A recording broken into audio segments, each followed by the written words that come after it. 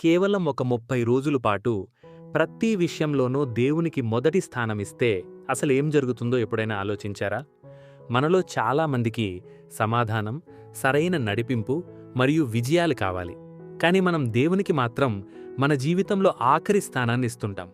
ఉదయాన్నే లేవగానే ప్రార్థన కంటే ముందు మన ఫోన్లను చెక్ చేసుకుంటాం. దేవుని వాక్యం కంటే మన సొంత భావాలనే ఎక్కువగా నమ్ముతాం. కానీ మత్తయి సువార్త 6వ అధ్యాయం 33వ వచనంలో యేసు ప్రభువు ఒక పవర్ఫుల్ మాట చెప్పారు.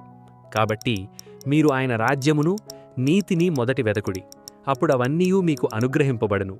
ఈ 30 రోజుల్లో మీరు ప్రతిరోజు ఒకే ఒక నిర్ణయం తీసుకుంటే, నా జీవితంలో దేవుడే మొదటి స్థానం అని తీర్మానించుకుంటే ఏం జరుగుతుందో, మీ జీవితం ఎలా రూపాంతరం చెందుతుందో ఇప్పుడు చూద్దాం. నంబర్ 1, మీ ప్రాధాన్యతలు మారిపోతాయి.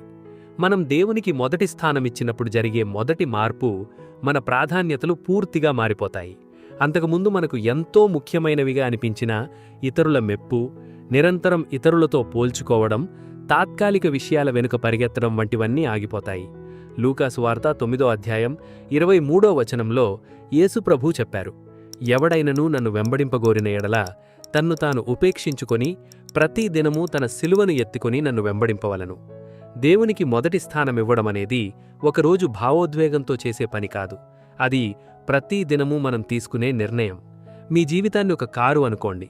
ఇన్నాళ్ళు దేవుణ్ణి పక్క సీట్లో కూర్చోబెట్టి మీ ఇష్టం వచ్చినట్లు నడిపారు. కానీ ఎప్పుడైతే దేవునికి మొదటి స్థానమిస్తారో అప్పుడు స్టీరింగ్ను ఆయన చేతికందిస్తారు. అది మీ గమ్యాన్ని మార్చేస్తుంది. నంబర్ 2, గందరగోళంలో కూడా సమాధానం లభిస్తుంది. చాలామంది సమస్యలు లేకపోవడమే ప్రశాంతత అనుకుంటారు. కానీ బైబిల్ చెప్పే సమాధానమేంటంటే, మీ చుట్టూ ఉన్న పరిస్థితులు ఎంత గందరగోళంగా ఉన్నా దేవుడు మీ జీవితానికి కేంద్ర బిందువుగా ఉన్నప్పుడు లభించేదే నిజమైన శాంతి. దానియేలు జీవితాన్ని చూడండి. ప్రార్థన చేయడం నేరమని రాజు శాసనం చేసినప్పటికీ ఆయన ప్రతిరోజు 3 సార్లు మోకరిల్లి దేవునికి ప్రార్థన చేశాడు. దేవుడు ఆయన జీవితంలో మొదటి స్థానంలో ఉన్నాడు కాబట్టే సింహాల బోను భయం కూడా ఆయనను లొంగదీసుకోలేకపోయింది. ఫిలిప్పీలకు రాసిన పత్రిక 4వ అధ్యాయం 7వ వచనం ప్రకారం, సమస్త జ్ఞానమునకు మించిన దేవుని సమాధానము యేసుక్రీస్తు వలన మీ హృదయములకు కావలియుండును.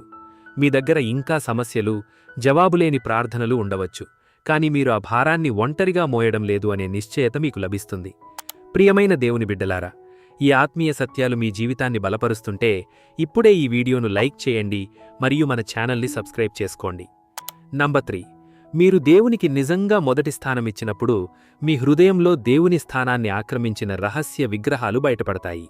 దేవునికంటే దేనికైతే ఎక్కువ ప్రాధాన్యత ఇస్తారో అదే మీ విగ్రహం.